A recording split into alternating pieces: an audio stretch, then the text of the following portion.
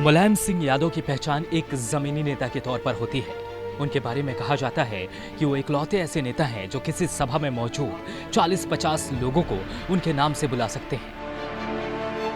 बहुत कम लोगों को पता है कि पहलवानी का शौक रखने वाले मुलायम सिंह यादव ने 15 साल में ही राजनीतिक अखाड़े में अपनी छलांग लगा दी थी। 1954 में ही मुलायम सिंह यादव राम मनोहर लोहिया के नहर रेट आंदोलन में भाग लिया और जेल भी चले गए। सही मायनों में राजनीति में मुलायम सिंह यादव की शुरुआत यहीं से हुई। जेल में वे राम सेवक यादव, कर्पूरी ठाकुर, जैनेश्वर मिश्र और राजनारायण जैसे दिग्गजों से मिले। कुल 8 बार विधायक, 1 बार विधान परिषद सदस्य, 3 बार यूपी का मुख्यमंत्री और 6 बार लोकसभा सांसद बनने वाले मुलायम सिंह यादव की सियासी कहानी किसी फिल्मी कहानी से कम नहीं है।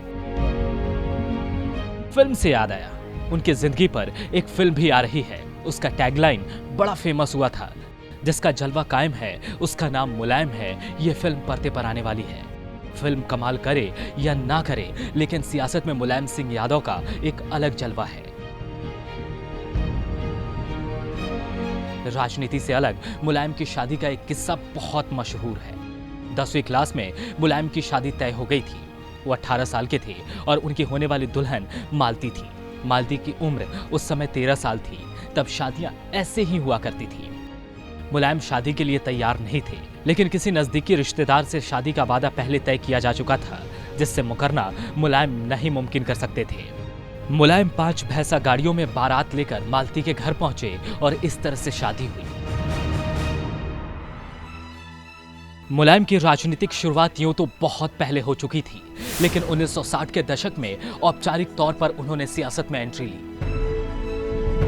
1967 में वह संयुक्त सोशलिस्ट पार्टी के टिकट पर पहली बार इटावा की जसवंत नगर सीट से विधायक बने। आपातकाल के दौरान मुलायम सिंह यादव को 19 महीने जेल की भी हवा खानी पड़ी, लेकिन सही मायनों में मुलायम की किस्मत यहीं से पलटनी शुरू हुई। इसी दौर में वे यूपी सरकार में मंत्री बने। यूपी विधानसभा में नेता प्रतिपक्ष भी रहे और 1989 में पहली बार मुख्यमंत्री बनकर यह साबित कर दिया कि अखाड़ा चाहे कुश्ती का हो या राजनीति का, मुलायम हर दांव चलना जानते हैं और जीतना भी जानते हैं।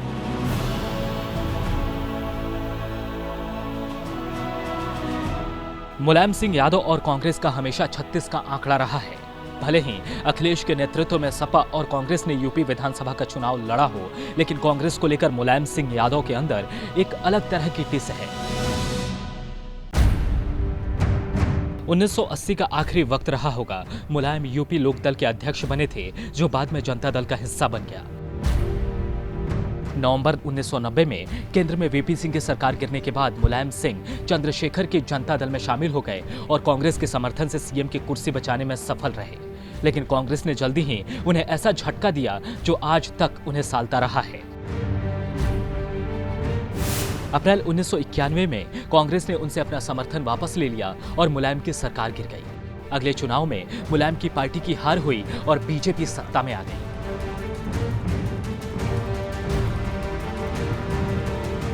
बहुत कम लोगों को पता है कि अखिलेश और मुलायम सिंह यादव को मायावती ने एक बार नजरबंद किया था। 2011 में अखिलेश यूपी सपा के अध्यक्ष बनाए गए थे। मायावती सरकार पर वे जमकर हमला करते रहे थे। जवाब में मायावती ने इन दोनों को घर में नजरबंद कर दिया था, लेकिन इसके बाद पूरे राज्य में विरोध प्रदर्शन हुआ, जिसका फायदा 2012 के विधानसभा चुनाव में अखिलेश यादव को हुआ।